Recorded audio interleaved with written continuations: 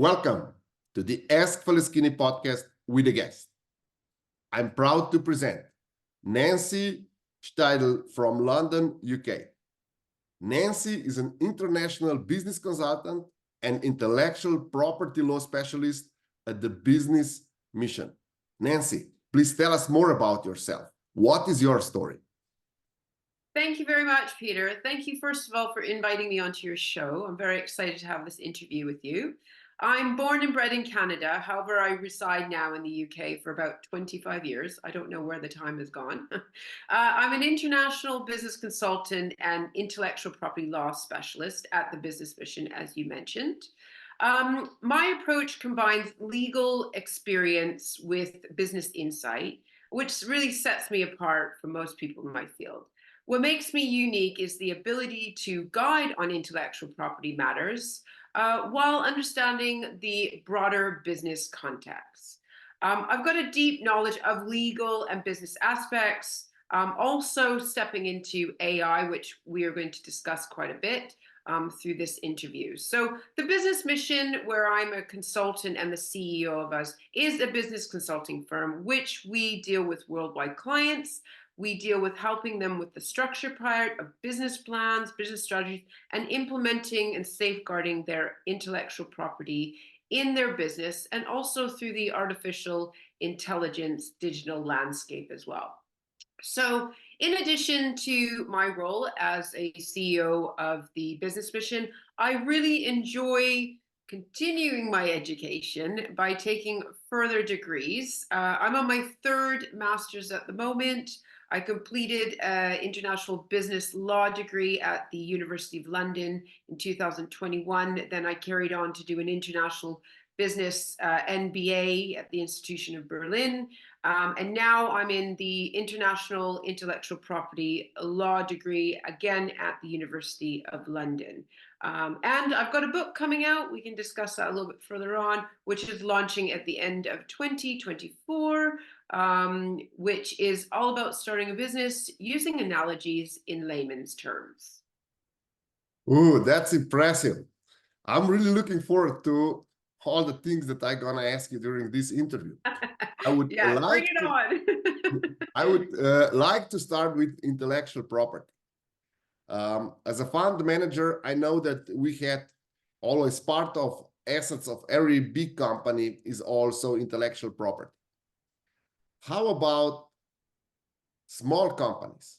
How important are intellectual property rights for small and mid-sized companies? How should owners and people that are just starting their business, how should they go about intellectual property right? What is the most important thing that they have to take care of?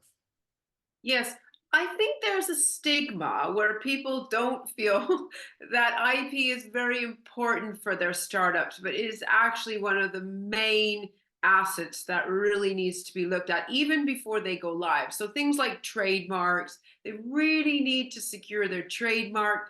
Copyright is a different sort of in different jurisdiction. I know in the US you need to register it, but in the UK you don't need to register once you've written it. There's also patents and trade secrets. So before you even start a business, you need to really secure those because they're very important assets for any business. And so it is something you must look into before starting that business. Even a small business or a large business, secure your IP, which is very important asset in the business. Okay. In US, there are certain players that will steal your intellectual property, and because of the expenses that or costs that court procedures will cost in US, it's almost impossible to do anything else but to take their first offer and move out. How is UK regarding this? Is it possible to defend your intellectual property right if you are a small startup and you have limited budget for your legal support team? Well, yes, of course, you can defend anything, but it costs more to fire than to hire, Peter. So it's better to pay out that certain amount to get your trademark rather than going through these infringement issues, because that will cost you much, much more. Of course, anyone can defend their rights. I know there was a case with Katy Perry and another individual. I cannot remember her name, but she did throw a trademark infringement on Katy Perry for using her name or trademark and won. So, if you can creatively, it is money to fight these people, but creatively you can use resources that can win you infringements. But I would just advise, don't even go down that route. Just go secure your trademark or your patent, or, before you even start anything, so you don't get involved in those situations. One of my mentors when I first came to UK in the 2000s, who taught me a lot about intellectual property rights, said there are two ways how you can make money of your intellectual property. One is to fight that nobody's using it.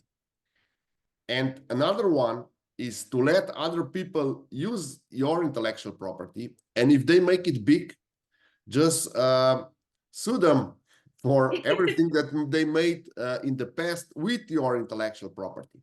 What's your take on that?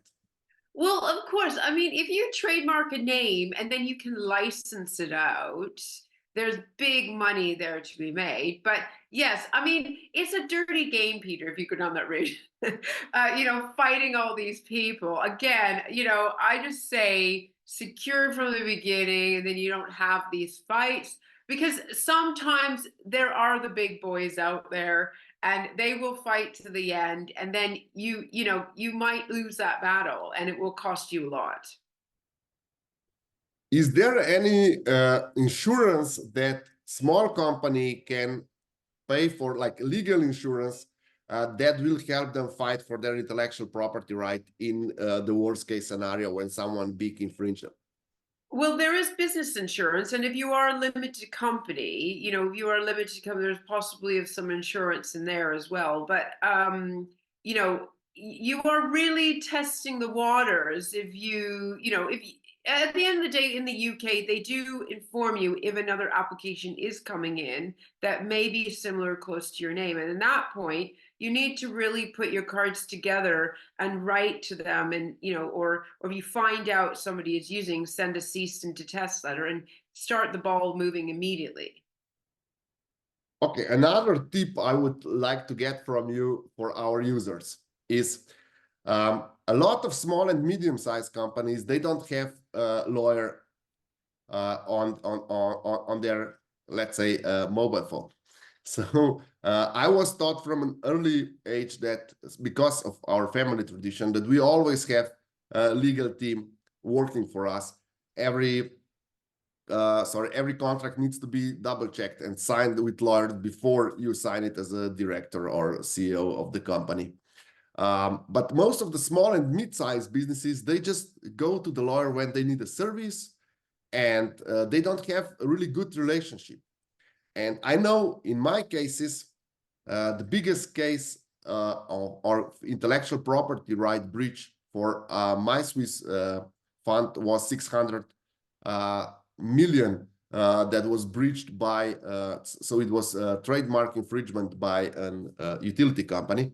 But if we would not have a prior relationship with legal team, because of the enormous case that built up out of that, we would never win. Is it possible to go into any of these cases without a legal team that that you have worked previously before and that you have ongoing relationship with? Well, that's a tough one, Peter. I mean, you can go to court and defend your trademark on your own, but I would not really advise that if you don't have the knowledge. I mean, I have now 7 years of IP knowledge. I could probably defend my trademark because I have done all those years in university, but you would have to read up quite a bit. But it is very good just to start that relationship with a lawyer or solicitor. Form that relationship in the future if anything appears. Like I said, you could do it yourself, but I think it's a bit like building a house and thinking I'll draw the blueprint myself and try to build it, rather than going to the specific qualified professional architect to get it done. Thank you. That is really a nice way of putting it, so that we understand that you need an expert for a job that is so demanding. Of course, you can do it on your own, but the quality might be more dependent on luck than Of course, yes, of course. and also probably in the legal system, also the outcome of legal procedures will be depending on luck, not the pure knowledge and Exactly. legislation. Okay. I mean, I tried to paint one of my walls once and it didn't work, and then I hired a painter. So it's very similar to that.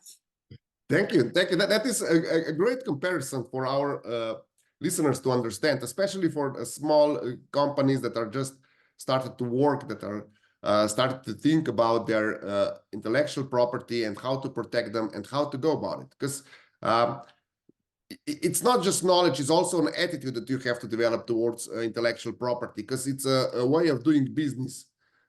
If you have to maintain intellectual property, you have to keep all the records, you have to understand, you have to check the competitors and all this stuff if you want to be successful in managing your intellectual property as an asset and also make a profit out of it.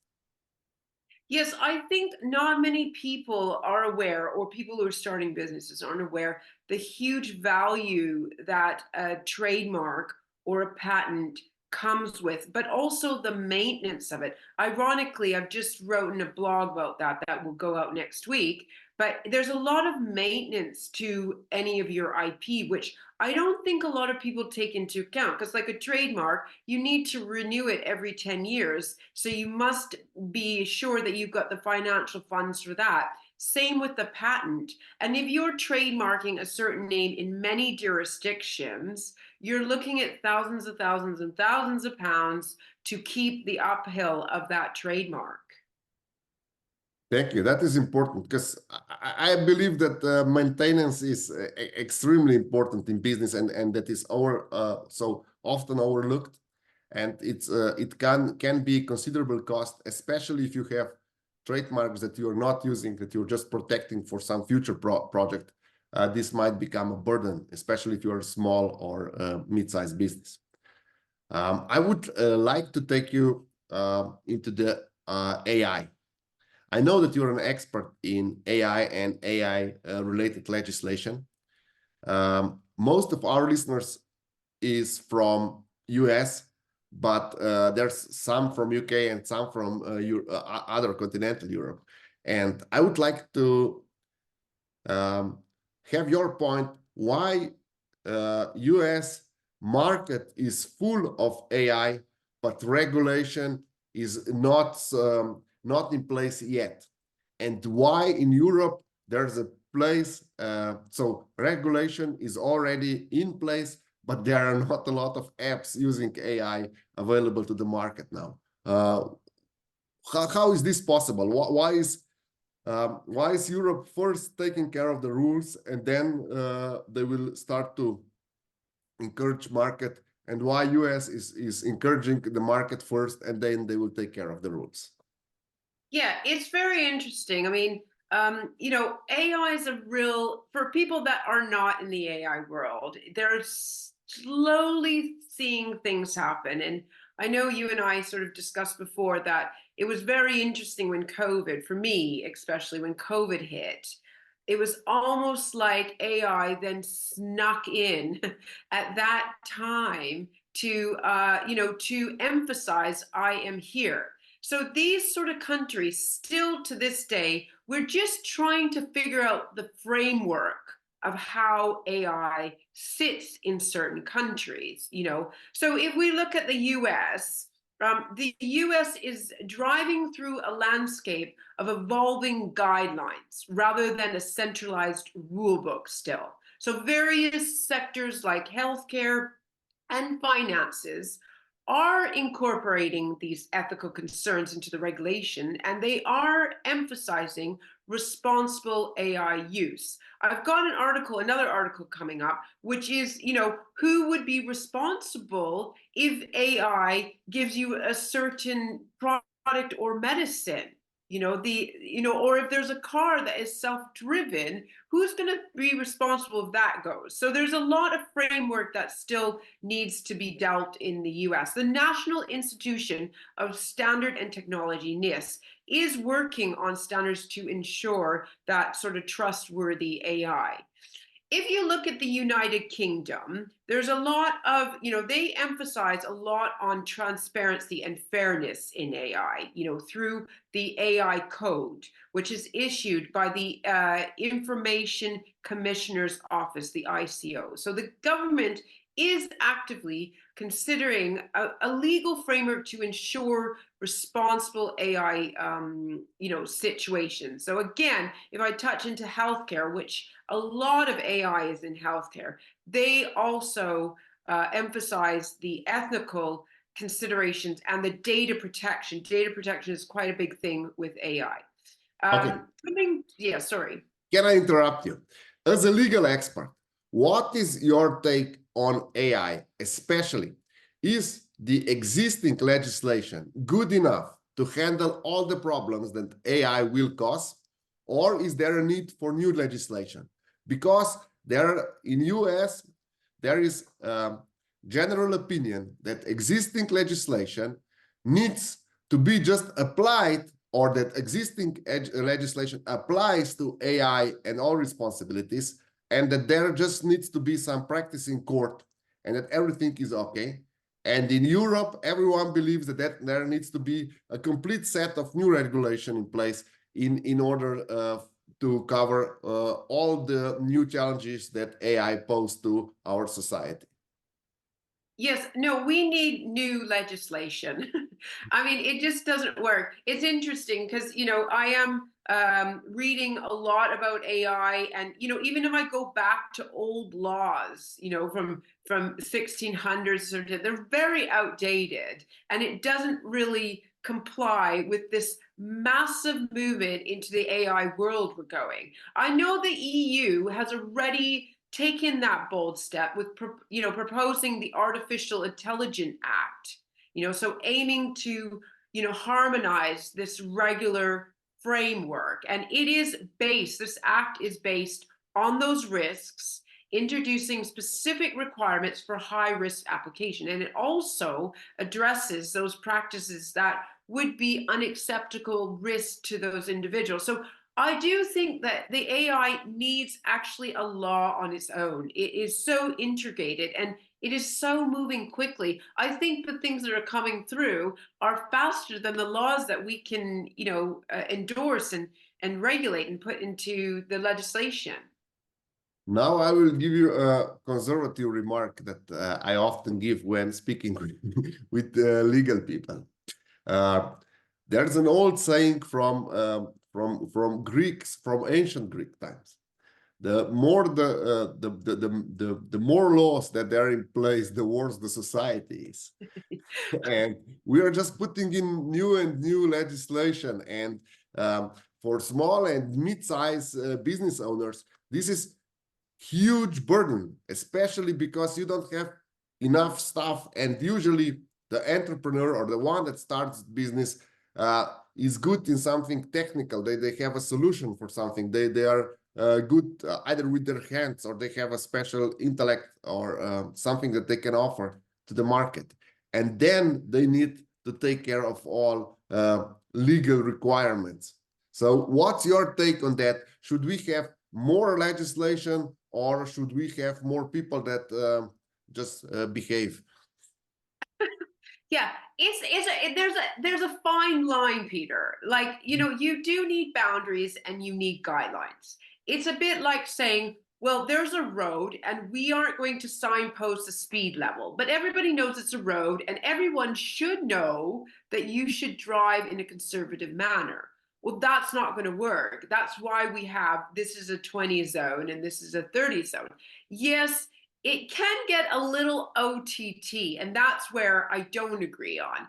There just should be a certain guideline, which is not too over the top, but everybody understands, the guidelines, the boundaries to AI. I think collaboration is key. Like international organizations, they facilitate an exchange of information and the best practices. And then also the ethical concerns and the responsibility of A needs to be shared throughout these priorities. I mean, again, like if I touch into IP, we have the Berne Convention, we have the TRIP, and all those laws were put together. Well, I don't agree that there's all these different jurisdictions, because that gets really hard for the metaverse, because that's another subject I'll go into some other time, but there's no jurisdiction there.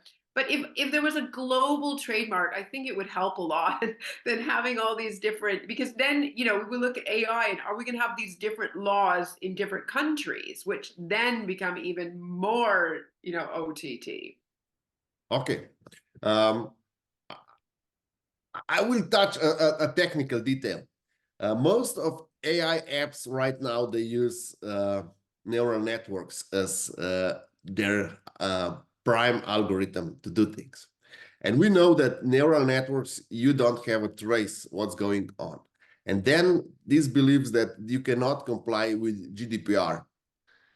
And should we adapt GDPR to AI, or should AI adapt to GDPR? Right. Well, I think that AI it's a dance. So it's both ways.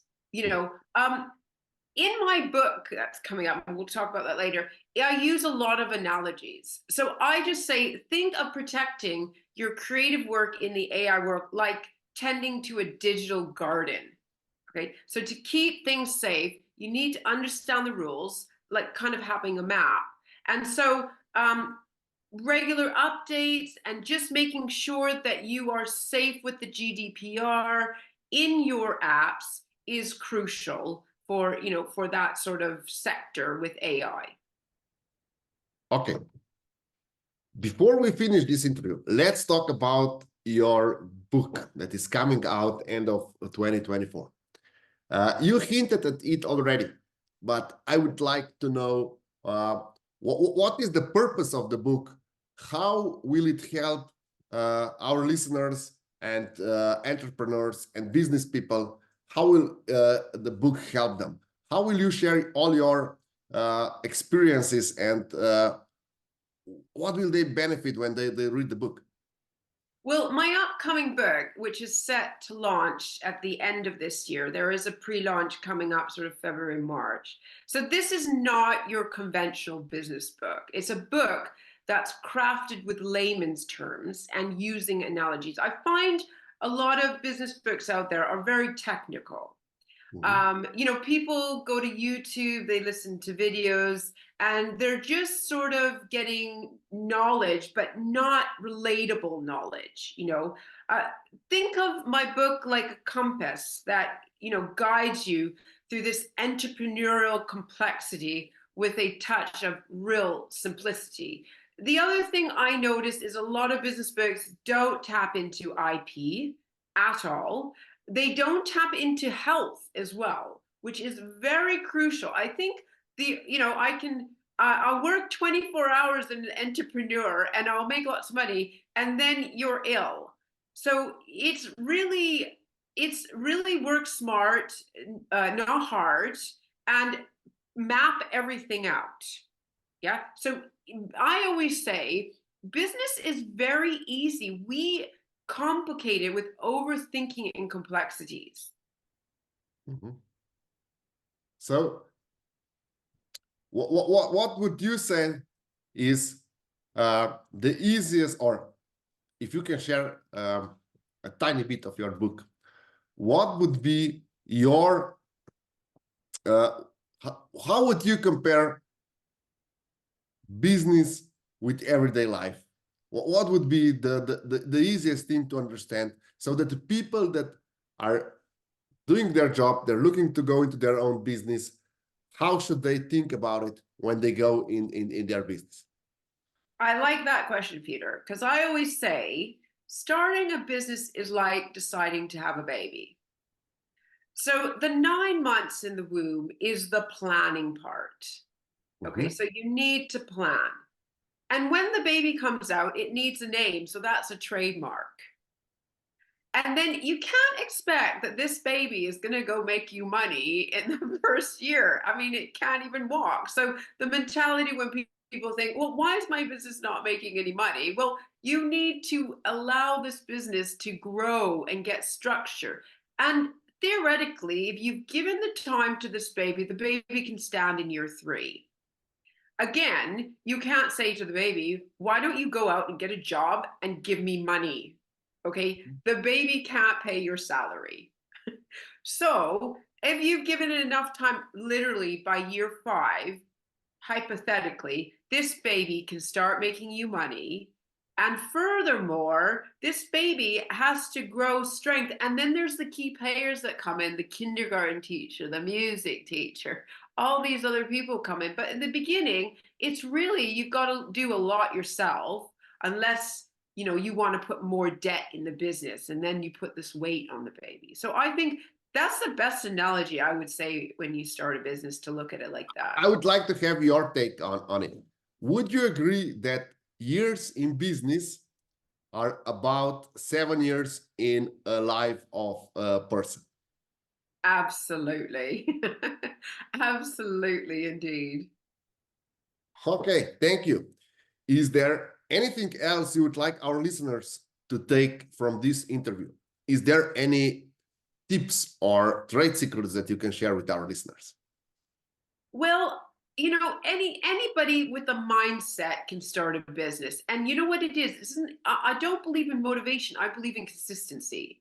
So if you constantly do the same thing over and over again, and when you decide to start a business, go get yourself a plant pot, some soil, and a seed. And every day you water that plant, you do something for your business.